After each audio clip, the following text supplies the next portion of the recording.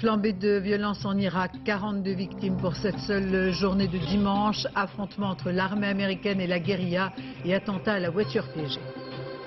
Cuba redoute l'arrivée du cyclone Ivan. Ses vents se sont renforcés 270 km/h. Fidel Castro appelle à la mobilisation. Le cyclone a déjà provoqué d'énormes dégâts dans les Caraïbes et fait une cinquantaine de victimes. Chassé sans son chien en Gironde, en Dordogne, en Lot-et-Garonne, en raison de l'alerte à la rage, les chasseurs mécontents ont parfois boudé l'ouverture de la chasse. Après les JO d'Athènes, les Paralympiques débuteront la semaine prochaine. Plus de 142 athlètes ont quitté Paris pour la Grèce ce matin. Et puis la Biennale de Lyon qui rend hommage au hip-hop, invité d'honneur pour l'ouverture, plusieurs groupes au Palais des Sports, en levée de rideau, la danse urbaine.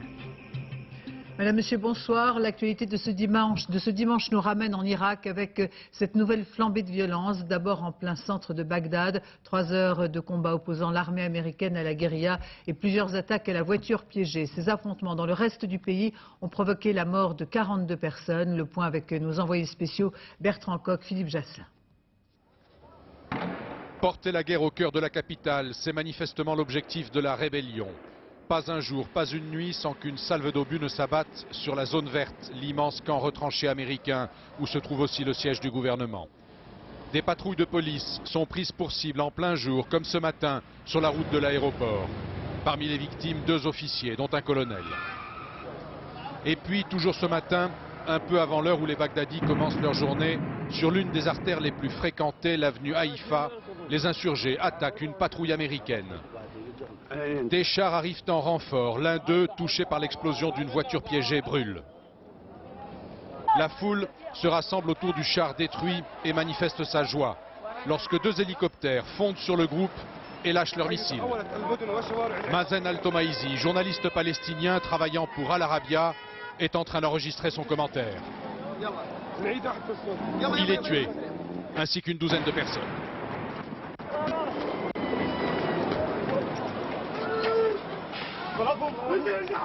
Il y a plus de 40 blessés, dont un caméraman et un photographe.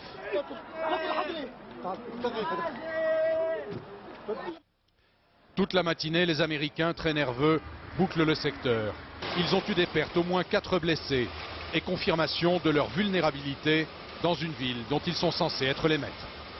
Ce dimanche restera comme une journée noire, une de celles qui confortent les prévisions les plus pessimistes sur le piège irakien. Piège dans lequel ne sont pas tombés seulement les Américains, mais aussi les otages, les 2 Italiennes dont on est sans nouvelles, les 2 Français dont la libération se fait toujours attendre. Et le Premier ministre a dressé ce bilan, la mort de 3000 personnes et de 12 000 blessés dans les attentats, probablement depuis la chute de Saddam Hussein. C'est dans les heures qui viennent que le cyclone Ivan devrait frapper Cuba et la Havane. Fidel Castro en personne, comme en état de guerre, appelle chacun à prendre son poste de combat. Les vents soufflent à plus de 270 km/h. On n'a rien vu de tel depuis 50 ans. Jérôme Soulard. Les vents sont déjà forts et les vagues destructrices. Mais c'est une simple tempête tropicale qui s'est abattue ce matin sur Cuba. Ce soir, on annonce l'arrivée d'Ivan, le cyclone avec ses vents à 270 km/h. À la Havane, c'est donc la mobilisation générale. Des milliers de personnes sont déplacées vers les écoles. Et pendant ce temps, image insolite, voilà Fidel Castro, guide de la révolution, transformé en présentateur météo, maître du cyclone. Dans 50 heures, explique-t-il confiant, Ivan touchera les États-Unis. Incroyable prestation dans un pays totalement isolé, en plein chaos économique. On a besoin de personne. Nous avons les moyens et assez d'amis pour gérer cette crise. Dans la difficulté, notre honneur et notre prestige grandissent chaque jour. Plus au sud, en Jamaïque, le cyclone a déjà frappé. Le pays est dévasté. Les bidonvilles en tôle n'ont pas résisté longtemps. Il y a des centaines de blessés à secourir, 14 morts déjà, et un autre drame qui se profile. À Kingston, des voleurs sans scrupules ont attaqué les habitants. Armes à la main, la police patrouille. La seule bonne nouvelle de la journée est venue de ce commissariat. En plein cyclone, une femme secourue par la police y a donné la vie. Le petit garçon et sa maman se portent bien. En France, c'est une mini-tornade qui a touché la nuit dernière la région de Marseille. Image totalement inhabituelle de ces bateaux, 3 bateaux de la Coupe de l'América, couchés à terre sur le flanc, ces géants des mers qui sont d'une grande fragilité, participaient cette semaine aux premières épreuves donc de la Coupe de l'América. L'ouverture de la chasse aujourd'hui dans la moitié sud de la France en raison de l'alerte à la rage, c'est sans leurs chiens que les chasseurs de Gironde, Dordogne et du Lot-et-Garonne ont battu la campagne. D'autres avaient décidé de bouder l'événement. Depuis une semaine, les chasseurs expriment leur agacement. Leur fédération a d'ailleurs décidé de porter l'affaire devant le tribunal administratif. Leur en dit Bernard Benarme. Ils étaient bien seuls ce matin, les chasseurs sans leurs chiens. À cause de l'alerte à la rage, les animaux ont dû rester à la maison. Pour beaucoup de ce fait, l'ouverture est un peu gâchée. Par exemple, je marche à côté du fossé, je fais partir la poule. J'aurais préféré que ce soit mon chien qui le lève. Et il aurait été certainement, c'est plus joli à voir. Malgré cela, les chasseurs du Médoc semblent avoir respecté les consignes. Heureusement, car les agents de l'Office national de la chasse veillent. Bonjour messieurs, c'est l'Office national de la chasse. Vous allez nous présenter vos permis de chasser s'il vous plaît? Mais ce matin, pas de procès verbal ici. Les chasseurs, résignés, ont parfaitement conscience de la situation. La chasse a été bonne, hein? Bon, c'est un chien, qu'est-ce que vous voulez faire? Ouais. Vous n'en avez pas vu là ce matin du tout, le chien? Non. Et que si j'en avais vu, figurez-vous que le gars, s'il m'envoie pour Manu comme ça, je prends les numéros. Non, non, non, non. C'est grave. Non, non, c'est très grave. Les agents ont même remarqué que les chasseurs s'étaient adaptés. Par exemple, il y a moins de fusils en forêt où la chasse est moins évidente sans chien. Ils vont se développer dans des zones beaucoup plus ouvertes avec des maïs, céréales, où là, bon, on peut chasser à vue. Donc on a peut-être moins besoin de son chien. Mais certains ont fait un tout autre choix, beaucoup plus simple et plus radical. Pas de chasse pour l'instant. Non, non, moi j'ai pas pris mon permis parce que faire l'ouverture sans mon chien, ça m'intéresse pas. Quelques belles prises tout de même, mais en fait, pour beaucoup, la véritable ouverture, ce sera le 8 octobre, lorsque les chiens seront de nouveau les bienvenus. Situation toujours bloquée entre la Corse et le continent. Après plus d'une semaine de grève, les bateaux de la SNCM sont toujours à quai dans les ports d'Ajaccio, de Bastia ou de l'île Rousse. Le préfet de Corse pourrait recourir à la force publique si rien ne bouge. C'est l'économie de l'île qui est en train d'en partir. Réunion et assemblée générale sont prévues à partir de demain.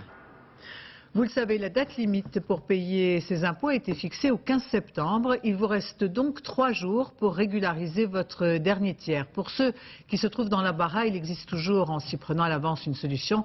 Tenter de négocier un report ou un étalement, c'est possible, mais sous certaines conditions que nous explique Stéphane Despinois. Pour négocier un étalement, le premier réflexe est de se rendre dans sa trésorerie. Premier cas de figure, les jeunes contribuables pris au piège à quelques jours de la date fatidique. Imposables pour la première année, ils doivent acquitter l'impôt en une seule fois au 15 septembre.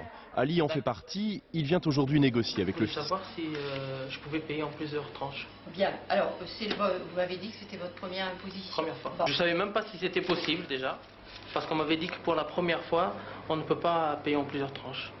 Mais les tout premiers concernés, ce sont les contribuables qui ont subi une chute brutale de leurs revenus à cause du chômage, par exemple. Depuis janvier 2004, ils ont automatiquement droit à un délai de paiement si la baisse a été supérieure ou égale à 30%.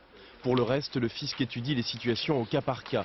Chaque année, on estime qu'entre 150 et 200 000 délais de paiement sont ainsi accordés, mais le fisc ne fait pas forcément de cadeaux. Eh bien, voici les rééchelonnements de cette fin d'année pour les délais de paiement que nous avons accordés. Est-ce qu'il y a des cas quand même qui vous paraissent saugrenus? Tout à fait. Des cas qui sont excessifs, qui ne correspondent pas aux critères d'accord de délai et qui présentent des revenus très supérieurs au montant de l'impôt et qui font que nous n'accordons pas de délai de confort. Pour éviter les mauvaises surprises du mois de septembre et les majorations de 10%, l'administration fiscale plaide pour le prélèvement automatique. 60% des contribuables ont déjà opté pour cette solution. La fête de l'UMA se termine, une affluence record, un succès qui ne suit pas forcément la courbe des adhésions au Parti communiste. C'est comme ça. Côté politique, la question de l'Europe était au menu. Marie-Georges Buffet a réaffirmé le nom du Parti communiste au projet de constitution. Hélène Hugues, Mathias Second. La fête de l'humanité, elle, est en tout cas bien vivante. Record d'affluence cette année pour les 100 ans du journal. Entre guinguettes, débats politiques et concerts, chacun a au moins une bonne raison de venir. Manger avec des amis, puis boire le verre de l'amitié et au service de l'ouvrier. Pour tous les concerts et pour l'ambiance. Vous êtes communiste? Non. Près de 200 concerts en 3 jours, la fête de l'UMA est devenue un festival de musique comme un autre pour se produire sur la grande scène devant 60 000 spectateurs. Pas besoin d'avoir sa carte au parti. J'ai déjà vu Sardou ici et Johnny Hallyday, quoi. Il y a longtemps, hein, mais donc la preuve que Johnny Hallyday, il a aucune idée de gauche, je pense. Et Sardou, je sais pas que je le pense, c'est que j'en suis sûr. La fête de l'humanité, c'est aussi la rencontre insolite entre les grands groupes privés et les communistes. Avionneurs ou assureurs, tous versent quelques milliers d'euros pour avoir un stand ici. Nous sommes à la fête de l'humanité, comme nous serons dans quelques jours au Mondial de l'automobile pour présenter nos produits, pour parler de prévention. C'est effectivement un salon, un congrès, un lieu d'échange. Et aussi une caisse de résonance du Parti communiste. C'est à la fête de l'UMA que le PC fait traditionnellement sa rentrée politique. Thème principal cette année, le non à la Constitution européenne. Cette Constitution, c'est une camisole libérale qu'on veut imposer au peuple de l'Europe. Donc quand on est de gauche, il faut lui dire non. Le ton est donné, c'est la musique du non que les communistes feront entendre jusqu'au référendum de 2005.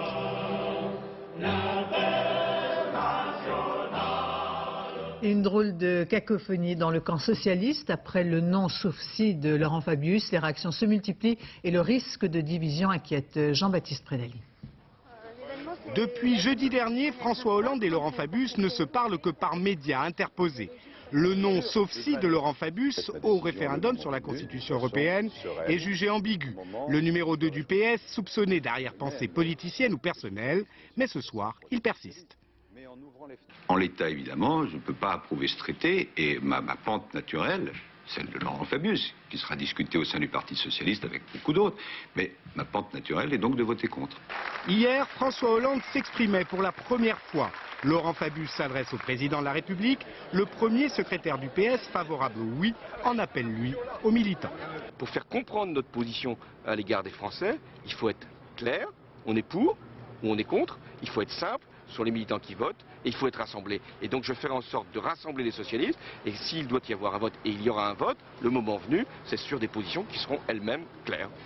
Entre le oui, le non, le conflit larvé des chefs, certains au PS commencent à redouter la cacophonie. Alors, la situation suscite des vocations de casque bleu ou de juge de paix. Je supplie mes camarades de calmer le jeu, de trouver une solution qui nous permette de sortir de cette bagarre intérieure qui n'a pas de sens. Pour le moment, la solution n'est pas trouvée. La première campagne sur la Constitution européenne sera interne au PS. Certains socialistes s'en seraient bien passés. Et du référendum sur la Constitution européenne, il en a bien sûr été question à La Baule, où Philippe de Villiers a lancé sa campagne pour le non lors de l'université d'été du Mouvement pour la France. Philippe de Villiers qui a salué en Laurent Fabius un nouveau partenaire, Pauline Revenaz, Guillaume Viard. Philippe de Villiers, le porte-parole pour la France et pour l'Europe du non à la Constitution. Le message est clair, il se verrait bien en chef de file du non. Et pour asseoir cette idée, il s'est entouré d'une dizaine de députés européens, souverainistes polonais, suédois, anglais, tous adeptes du non à la Constitution. Un an avant le référendum, Philippe de Villiers pense qu'en France, le non a de fortes chances de l'emporter. Le non est contradictoire, c'est sa richesse. Et c'est très très difficile pour le oui de débusquer le non parce qu'il va falloir aller le chercher partout et avec des arguments contradictoires. Philippe de Villiers se réjouit du non sauf si du socialiste Laurent Fabius, celui qu'il nomme son nouveau voisin de palier. En hésitant, la gauche hésite avec lui et donc penche vers le non. En clair, tous les noms seraient bons à récolter. Certains rêvent une nouvelle fois de dépasser les clivages politiques. C'est le nom du peuple sans parti, de droite, de gauche, les Français qui sont attachés, qui croient encore à la France, qu'il faut que nous réunissons. Dès le mois prochain, Philippe de Villiers va faire campagne en Europe. En France, il veut expliquer à tous les partisans du non qu'il n'existe qu'un seul leader, lui-même. C'est la victoire au non. Allez. Charles Pasqua a annoncé qu'il pourrait être candidat au sénatorial à la fin du mois dans les Hauts-de-Seine. L'ancien ministre de l'Intérieur a précisé que son intention d'obtenir un mandat n'avait rien à voir avec l'immunité parlementaire dont il bénéficierait dans ce cas. La semaine qui s'ouvre sera marquée par la présentation du projet de loi de cohésion sociale en Conseil des ministres. L'occasion de nous intéresser à l'exemple alsacien. À partir du 1er octobre, la région va proposer une prime de 3 000 € aux chômeurs qui acceptent de se reconvertir dans des secteurs où on a du mal à recruter. Reportage Christine Boss et Virgile Liado. C'est exceptionnel, le personnel est au complet dans ce restaurant strasbourgeois, mais il n'en a pas toujours été ainsi. Le patron a même déboursé à une époque 15 000 € de petites annonces pour trouver du personnel. Quand il nous manque du monde, on peut mettre des annonces, on n'a pas de réponse. Cette histoire n'est pas un cas isolé, pour preuve toutes ces offres d'emploi qui ne trouvent pas preneur. En Alsace, cela représente 1700 postes dans l'hôtellerie-restauration et 1 millier dans le bâtiment travaux publics. Pourtant, le chômage progresse dans la région et pour qu'il ne soit pas une fatalité, le Conseil régional a décidé de créer une prime de reconversion professionnelle. Il fallait d'abord faire tomber les préjugés. Une ouvrière du textile licenciée qui a 46 ans, elle ne va pas spontanément dans l'hôtellerie-restauration et par conséquent il fallait donner ce coup de pouce pour lui donner un signal pour dire que ça vaut le coup d'y aller et on vous encourage à le faire. Le dispositif est géré par la NPE. Cette prime s'adresse à tout demandeur d'emploi prêt à se reconvertir dans l'hôtellerie-restauration ou le bâtiment. La prime, c'est effectivement en tout 3 000 € mais ce n'est pas 3 000 € au départ, c'est 1 000 € au bout de 3 mois de présence effectivement, d'embauche dans l'entreprise et 2 000 € au bout de 10 mois. Mais bien sûr que ça peut être intéressant, parce qu'en ce moment, on a du mal à trouver du travail. Ça pourrait inciter à reconvertir, mais personnellement, moi, non. Mais peut-être d'autres gens, je pense, une prime de 3 000 €, oui. D'autant qu'une formation professionnelle fera partie du dispositif. La région table sur 1 millier de candidats potentiels. Que s'est-il réellement passé en Corée du Nord? Un satellite d'observation a détecté il y a quelques jours un immense nuage au-dessus du pays à la frontière avec la Chine. L'hypothèse d'un essai nucléaire avancé dans un premier temps semble écartée. Reste l'accident industriel. Christelle Bertrand. Enfermés dans leur pays, coupés du monde par un régime autoritaire, les Nord-Coréens ne connaîtront probablement jamais la cause de l'explosion de jeudi dernier. Kim Jong-il, leur président à vie, lui, le sait. Mais lors de sa rencontre avec un dignitaire chinois, rien n'a filtré. Un satellite sud-coréen, le pays voisin, a repéré un nuage suspect. Les experts en sont réduits à imaginer les causes de sa formation.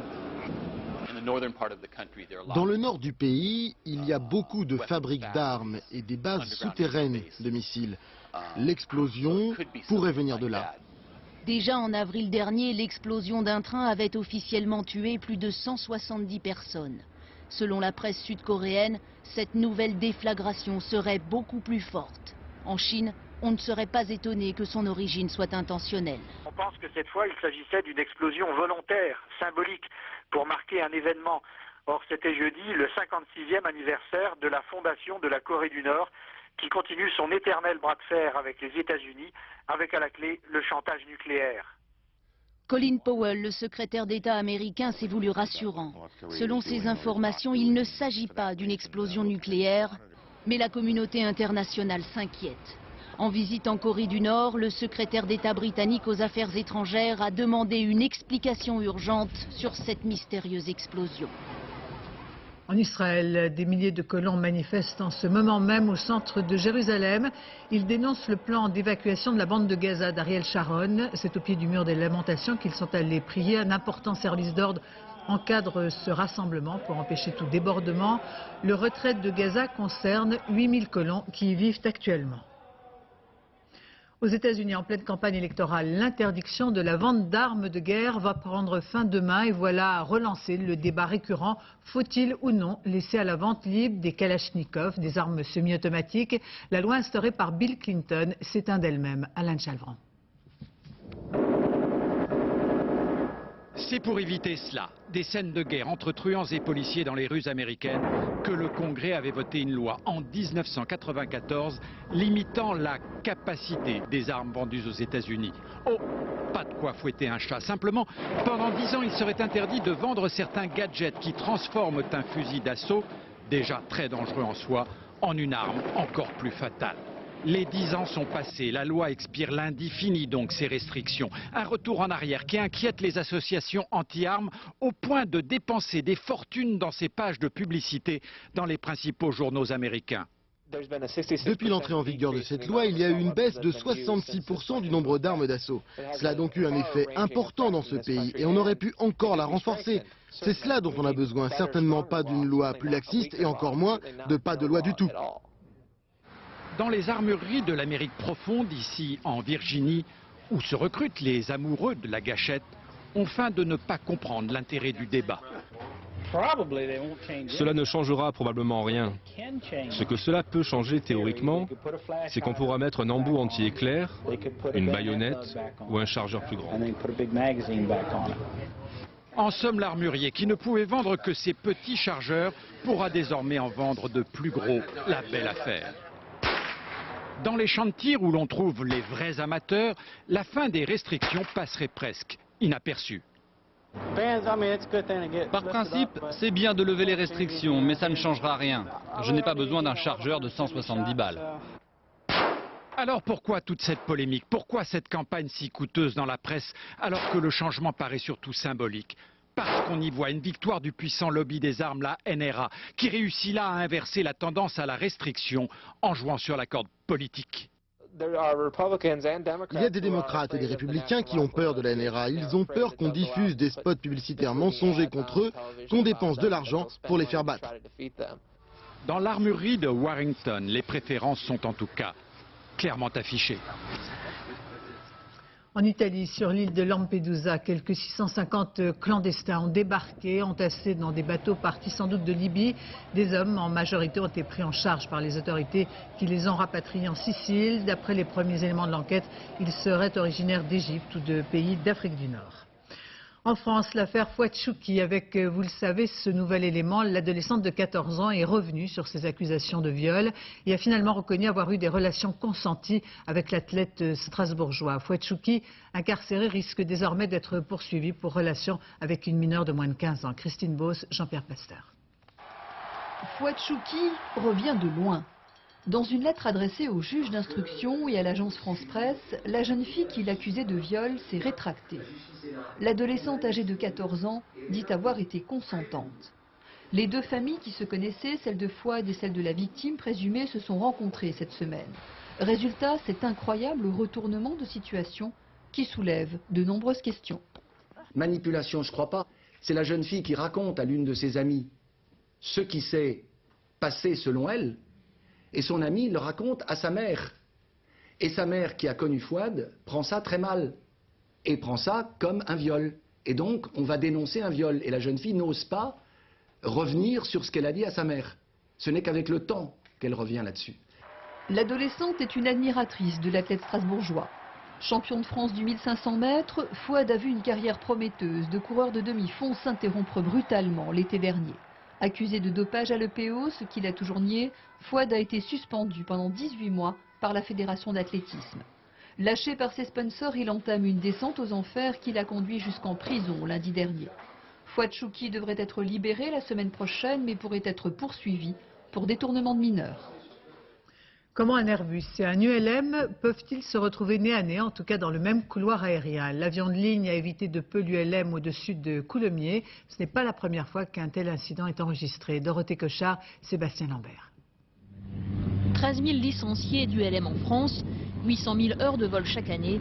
Les règles de sécurité sont nombreuses et strictes pour éviter les accidents. Formation théorique et pratique des pilotes, bien sûr, mais aussi utilisation des cartes aériennes. Si on regarde la carte, on s'aperçoit qu'elle est découpée en tranches. Ce sont des zones. Ici, nous sommes dans une zone où on nous autorise 1200 pieds maximum. On peut voler, vol à vue autorisé. Mais il y a aussi des zones strictement interdites, sauf exception, aux petits aéronefs, avions de tourisme ou ULM. Pourtant, chaque année, une quarantaine d'entre eux pénètrent dans ces zones interdites. Et c'est précisément ce qui s'est produit hier midi, quand l'Airbus A320 Nice-Paris a évité de justesse un ULM égaré dans son couloir aérien. Alors ça ressemble à des zones qui sont en escalier, c'est-à-dire que tout ce qui est en dessous de l'escalier est autorisé et tout ce qui est au-dessus est interdit. Comme l'escalier descend, il se peut que l'ULM ait dépassé en quelque sorte la marche précédente et se soit retrouvé environ à 4000 pieds. La Direction générale de l'aviation civile est incapable de contrôler tout le trafic aérien, a fortiori les petits ULM qui ne sont pas obligés de s'équiper de moyens de radionavigation. C'est très difficile parce que c'est des aéronefs qui ont très peu de masse métallique. Nos moyens radars n'ont probablement pas la possibilité de le voir, et même s'ils l'avaient vu, comme on n'a aucun contact avec cet avion et qu'il n'a aucun système électronique pour signaler sa position, on ne connaît quoi qu'il arrive jamais son altitude. Intentionnelle ou pas, l'infraction peut coûter cher. Le pilote pris en faute hier risque une suspension de sa licence et une amende de plusieurs milliers d'euros. La loi sur le littoral français sera-t-elle modifiée? Votée en 86, elle pourrait être assouplie. En tout cas, la question sera discutée mardi prochain par le gouvernement. La question de l'aménagement des côtes inquiète. L'exemple de ce projet soutenu par la mairie de Bretignolles en Vendée, creuser un chenal pour créer un port, une association de riverains s'y oppose. Francis Mazouillet, Alain Darigrand. Voilà aujourd'hui le seul moyen de rentrer dans le port à sec de Bretignolles-sur-Mer. Imaginez pour éviter cela le projet de la municipalité, un chenal de 400 mètres coupant la dune et ici même un nouveau port de plaisance de 700 places. Le maire le sait, la loi littorale actuelle est stricte, elle interdit toute construction dans la zone des 100 mètres. Une action en justice de ses opposants pourrait tout retarder. Le juge, quand il est amené à se prononcer que le projet est attaqué, n'a pas de délai nécessaire, par exemple, obligatoire pour répondre. Ça peut dire qu'il peut mettre 10 ans. Ça n'est aujourd'hui pas concevable. L'aménagement de la loi prévoit, lui, qu'il y ait un délai pour répondre, et ça, c'est une bonne chose. Un collectif appelé La Vigie s'est constitué. À coups de manifestations et pétitions, son objectif est clair, enterrer le projet, pas seulement de façon symbolique, et préserver ainsi une des plus belles plages de Bretignolles. Selon cette association, un assouplissement de la loi littorale laisserait libre cours à ce type de projet. La loi littorale dit qu'il faut protéger les dunes, les vasières, les espaces naturels. Et là, on est exemple même à gauche, vous voyez, d'une dune. Il y a une zone humide juste derrière. Il y a une vasière. Il y a tout ce qu'il faut pour effectivement contraindre la loi littorale. Lors d'une consultation en mars 2003, 67% des habitants se sont déclarés favorables au projet. Risque-t-on de gâcher une vue imprenable sur 17 km de plage? Beaucoup s'interrogent aujourd'hui. Même s'il y a des manques de place, il y a peut-être d'autres solutions avec les ports à sec à trouver. Plutôt que de détériorer un paysage qui a encore la chance de ne pas être bétonné.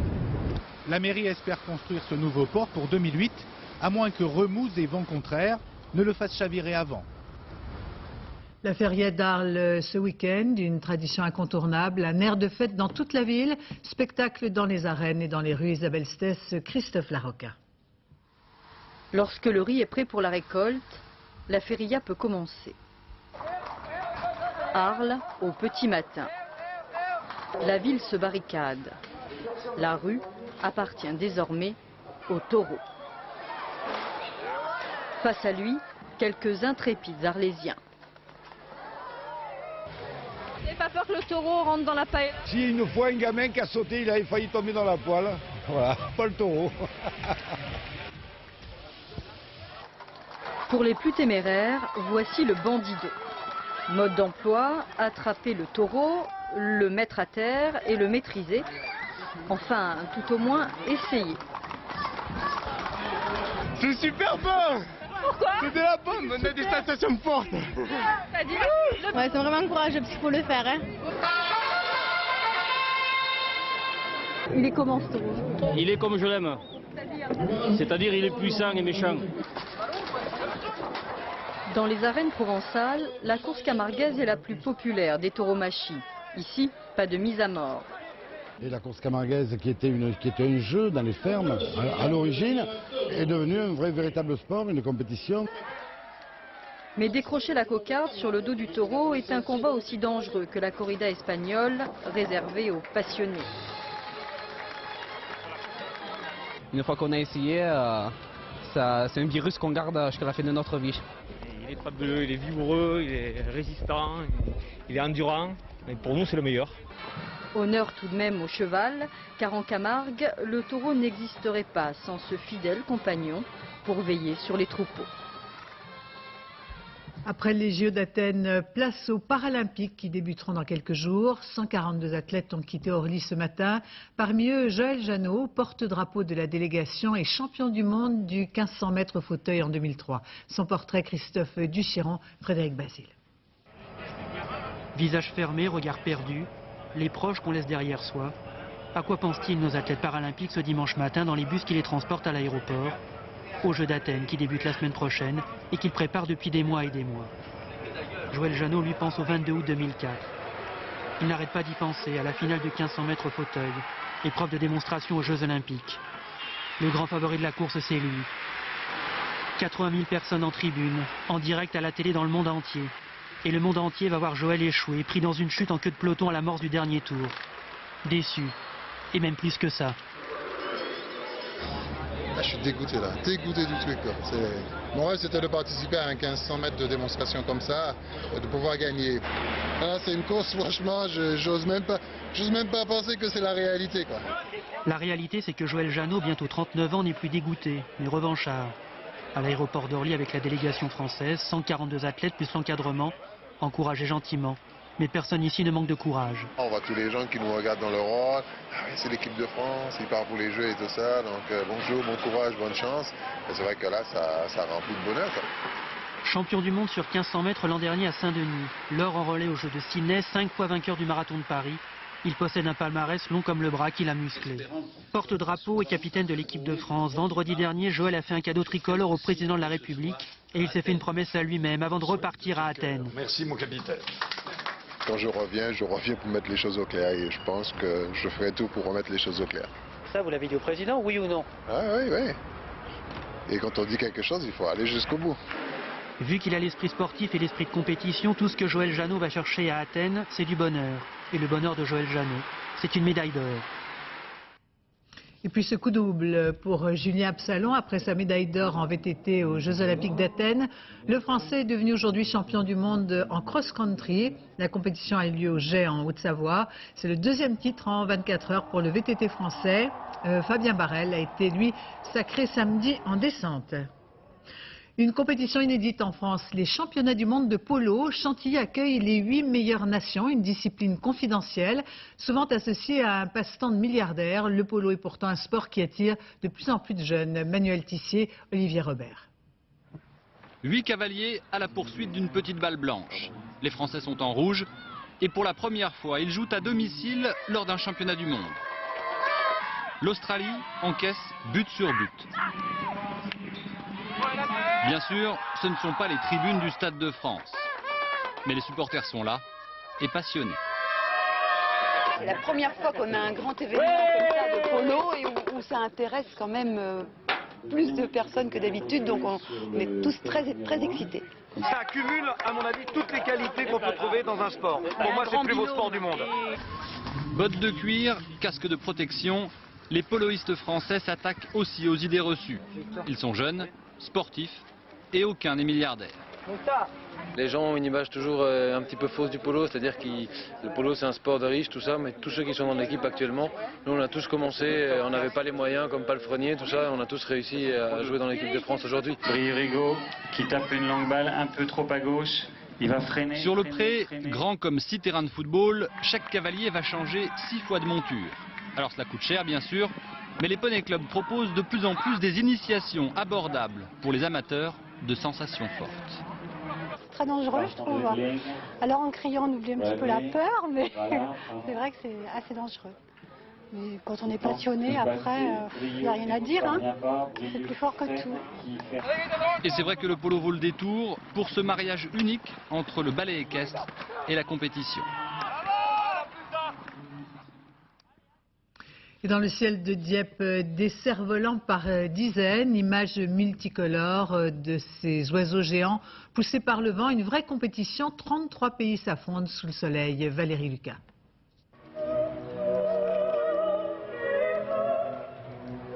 Cela fait 25 ans que ce Canadien tutoie les vents du monde entier. Avec une grâce et une technique bien à lui, il réussit l'exploit de faire voler 3 cerfs-volants avec seulement 2 mains, en fixant le 3e autour de sa taille.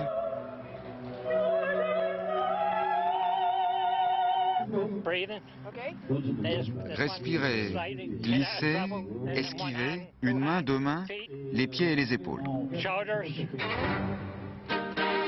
Ces cervolistes normands sont champions du monde en acrobatie.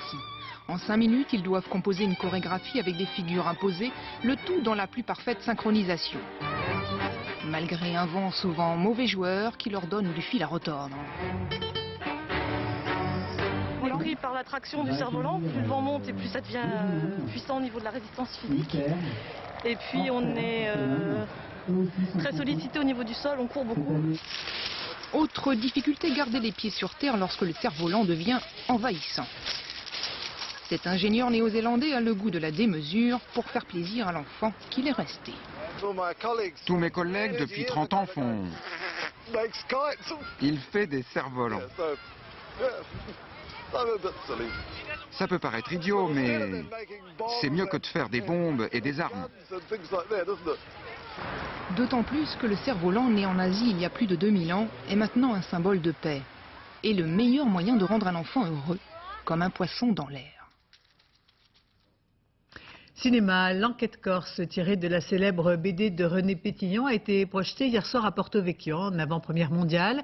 Retour aux sources pour l'équipe du film, un film entièrement tourné sur l'île de Beauté avec Christian Clavier et Jean Reno. Reportage Marie-Hélène Bonneau, Jean-Louis Melin. Une projection sous surveillance, déploiement de gendarmes et policiers en civil. La cinémathèque de Porto Vecchio prise d'assaut. 2 séances pour une avant-première, mais tout le monde ne rentrera pas. Filtrage à l'entrée. Certains n'ont pas besoin de billets. Invité surprise, un ami de Christian Clavier en visite privée. Jacques Palmer, détective parisien, recherche Ange Léonie, qui se trouve être un chef indépendantiste. Une enquête prétexte à brosser une Corse plus vraie que nature avec des acteurs du cru. C'est quoi ce bordel? Vous êtes qui? Canal inattendu. Canal inattendu? D'où vous sortez? On est des dissidents de Corsica Libre, notre mouvement a 2 jours. Qu'est-ce que vous foutez là en pleine journée? Il n'y a personne qui bosse. C'est lamentable. Pourtant, il y a toujours une appréhension à présenter un film pour la première fois. Quoi qu'il arrive, mais alors ce film-là, l'enquête corse en Corse, il y a encore plus d'émotion. La coopérative, une charge de 10 kilos. La BD de Pétillon, sortie il y a 4 ans, avait été un énorme succès. Dans le film, Jacques Palmer a été relooké, mais la plupart des situations restent les mêmes. Certains dialogues de la BD ont été repris intégralement. Vous allez où, monsieur? À Rossignoli. C'est votre droit. Un tournage presque comme un autre. Je n'ai pas ressenti le problème qu'il peut y avoir entre la France et la Corse. D'abord parce que je suis acteur, je ne suis pas sociologue, je ne suis pas homme politique, je n'ai pas de responsabilité politique entre la Corse et le continent. J'ai rencontré des êtres humains, point quoi. Pas facile de lire sur les visages pendant la projection, mais à la fin... Un peu caricatural, aussi, mais c'est formidable. Caricature, n'est-ce pas? Il y a de l'humour au premier et au second degré. Quand le trait est souligné, avec le souci de la vérité, mais personne ne peut se sentir humilié. Peu de films ont été tournés sur la Corse et en Corse. Celui d'Alain Berberian donnera envie d'y aller, et pas seulement pour les paysages. La Biennale de la danse à Lyon avec un invité inattendu, le hip-hop, un invité de marque qui a fait l'ouverture dans l'arène du Palais des Sports. 8 groupes se sont affrontés pour cet hommage à la danse urbaine. Emmanuel Lambert, Virginie Travers. Up, down, 1 and 2. Un professeur, des élèves, une salle de danse baignée de musique rétro. Vous n'êtes pas dans le remake de la série Fame. Cours particulier avec l'allemand Storm, une légende dans le milieu hip-hop. Hongrie, Autriche, République tchèque, France, ils viennent de toute l'Europe pour ces leçons uniques. Ici, il y a beaucoup de jeunes qui font du hip-hop, qui font popping, qui font locking, breakdance. Et il n'y a pas ça en Autriche. On se sent en pleine forme, on a appris beaucoup de choses en peu de temps. Petit flashback dans le temps. Le Bronx, début des années 80. Misère, alcoolisme, drogue rythment le quotidien de ce quartier de New York. Pour éviter la castagne, la guerre des gangs, des jeunes rappent sur de la musique jazz, d'autres se mettent à danser. La culture hip-hop vient de naître. Pour cette 11e biennale de danse, Lyon a décidé d'honorer cet art, issu de la rue. Je suis parti dans 19 pays européens. Partout où je suis allé, j'ai rencontré des jeunes danseurs de hip-hop. À la sortie d'un supermarché, d'un centre commercial. Partout, j'ai trouvé un langage qui réunissait toute une génération. Pour l'ouverture de la Biennale, Et pour ouvrir le bal, des battles. Deux groupes de danseurs se font face, se provoquent. À l'origine, des gangs ennemis s'affrontaient ainsi. Aujourd'hui, ce sont deux pays de l'Europe de l'Est. Une bataille rangée sans violence, sinon pour leur corps.